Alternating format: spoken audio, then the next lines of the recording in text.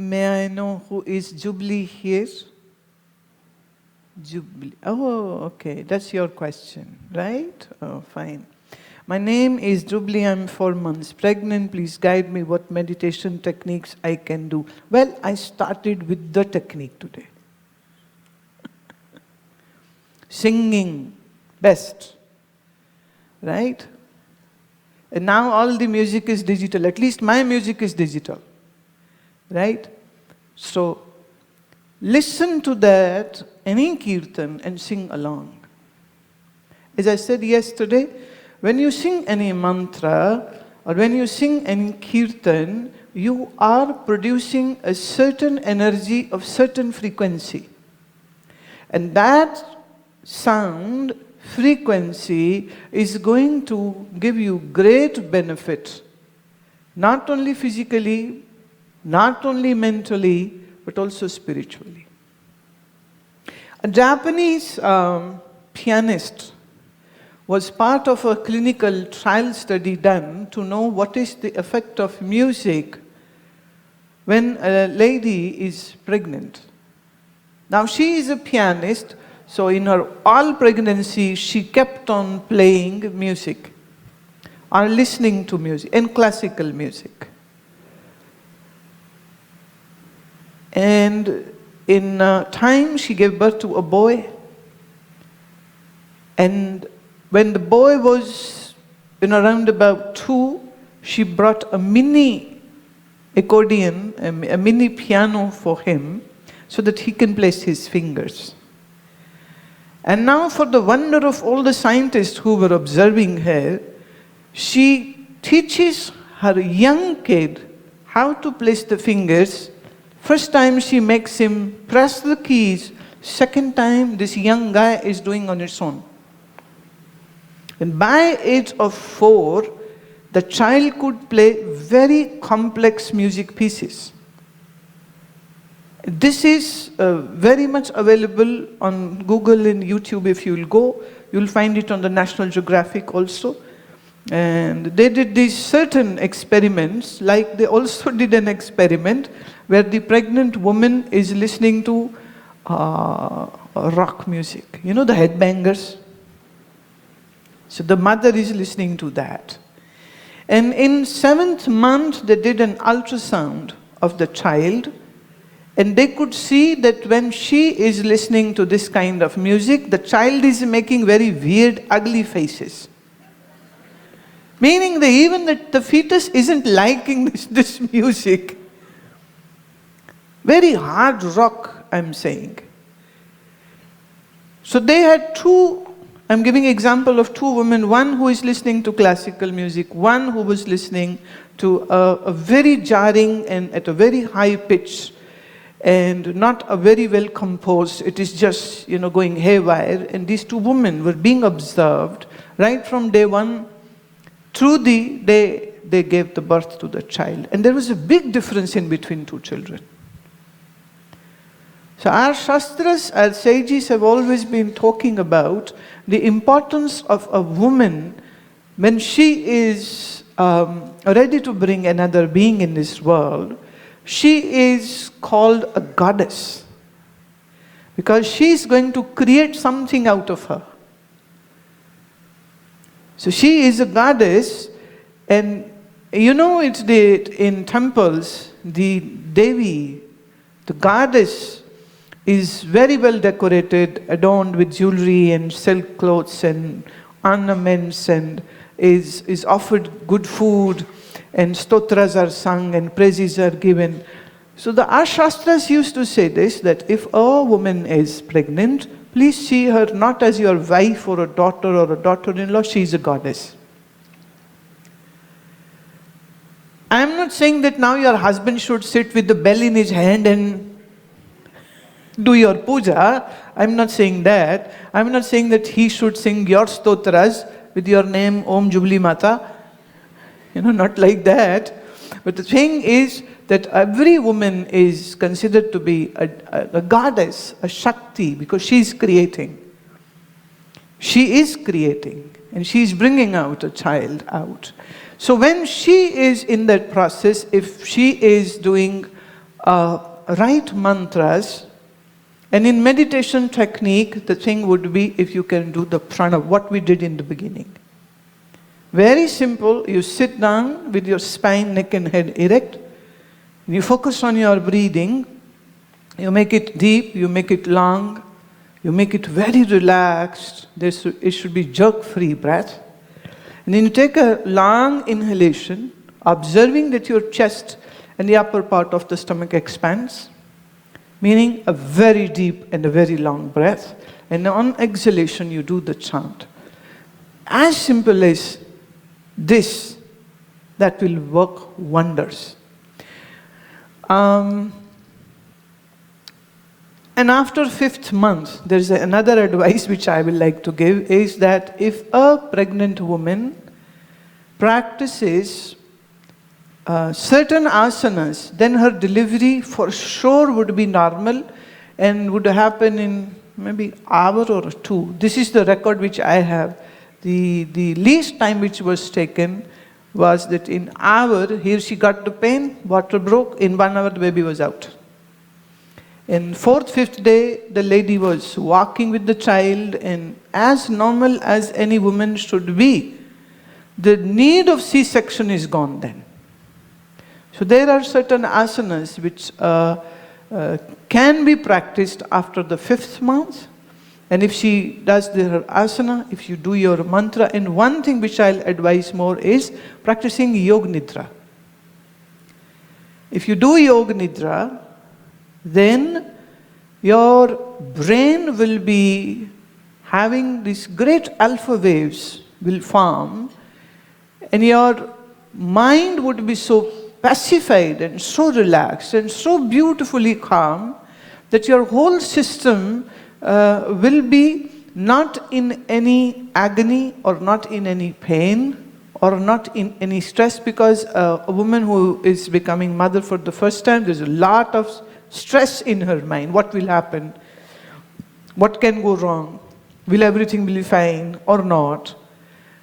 So we need to take care of this part, and doing Yoga Nidra for a pregnant woman would be the greatest boon. It's much better than taking that multivitamin. I'm not saying don't take multivitamin, but it would be much, much powerful to do Yoga Nidra every day. So that will really, really help you. And sing a lot and be happy. And you don't have to have a reason to be happy. You don't have to have somebody's birthday to be chirpy and say, oh, happy birthday. Be every day. See, every day when we are born, in a way, when the breath goes in, that's birth. So every day, isn't it a new birth? So actually, you should be saying happy birthday to yourself every morning. You can die in your sleep. Right? Possible? Not possible. People die in their sleep. And you didn't die. And you are very much alive. So say happy birthday to yourself. So every day is a new day.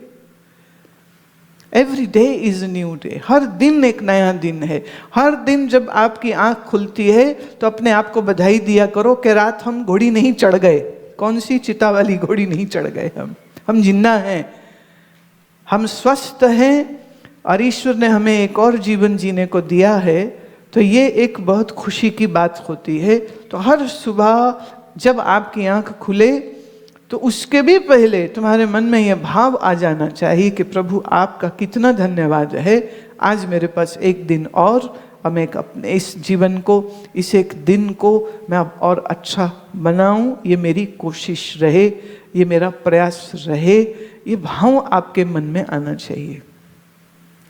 ऐसा कहते हैं कि जब आप सुबह नींद जब खुले तो आँख खोलने से पहले ये भाव मन में आ जाए, और फिर जब उठ के बैठे तो सबसे पहले अपनी श्वास को चेक करिए, क्योंकि एक श्वास आपका ज़्यादा मोटा चलता होगा और एक श्वास जो है, ये 2 छेद है ना आपके नाक में, तो एक की ओर से थोड़ा कम आता है सांस, एक की ओर से थोड़ा ज़्यादा खुला हुआ आता है.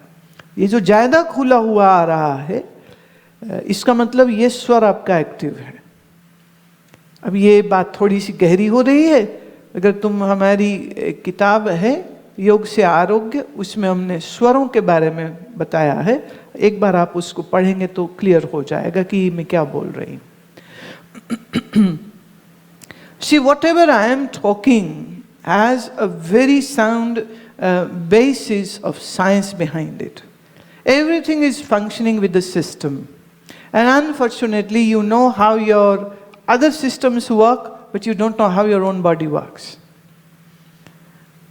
So when we are breathing, one of the nostril is more active than the other. So when the right nostril is active, this means your body is ready to do physical work. And when your left is very active, then you are ready to do any mental work, studying, doing sadhana. And there is a time when these two nostrils have an equal flow of breath. That is called samaswara. When your left is active, it is your lunar. When it is your right active, that is called solar. And when the both nostrils are active together, it is called samaswara. And when this samaswara is happening, this is the time when your mind would be calmest of all. It would be calmest of all. So to know more about that, go to the book Yoga for Health and Healing. And there is this chapter on the pranayam. And there's a chapter on swara, what the swara means. Swara means what is the difference of these two flows which happen. It's what are the implications, what are the changes which come in your body, what are the changes which come in your mind. See, we are in Silicon Valley, California, right? Right? A place where most of the engineers are. And I believe we must be having many engineers even now sitting here in the assembly. Now these engineers might be very good in hardware and software, in security and other technologies. But you don't know one thing, even I am an engineer. Not from IIT. Even I am an engineer. But I am an engineer of body and mind. So you might know how to create a software, but you yourself don't know how to correct the mind software. The mind is a software. You might be a hardware engineer, and yet you don't know how this body, the hardware, which is running the software, how this body is functioning. So to know how this body functions, you need the knowledge coming from our yoga scriptures. Gairanda Samhita. You need Hatha Yoga Pradipika. You need knowledge coming from these classics. And to know about how the mind functions, you need to go deeper into Patanjali Yoga Sutras, Yoga Darshan, Sankhya Yoga, and Vedanta. And I say, if you know how to create an external software, great. But if you don't know how to sort out your own mind software, you are not great.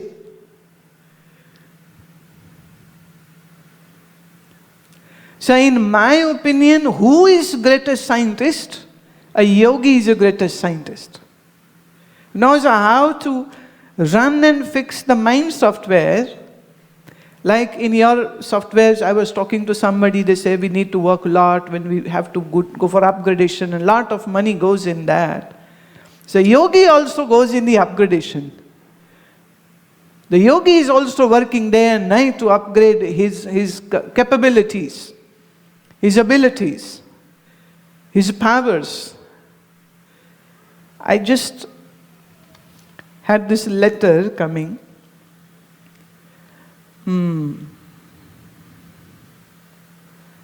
The person is saying that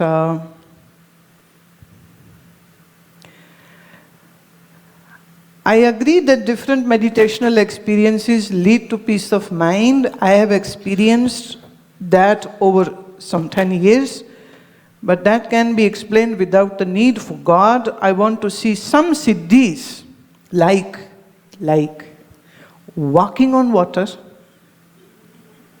moving objects without touching them. And I know siddhis are distractions, but scientists don't believe in them. If you can show them as an act of compassion, I will be grateful to you for clearing my doubts. Vivek, who is this gentleman? Vivek, okay, fine. What's your education? You're a PhD. Can you come a little closer, please? I need to talk. Come.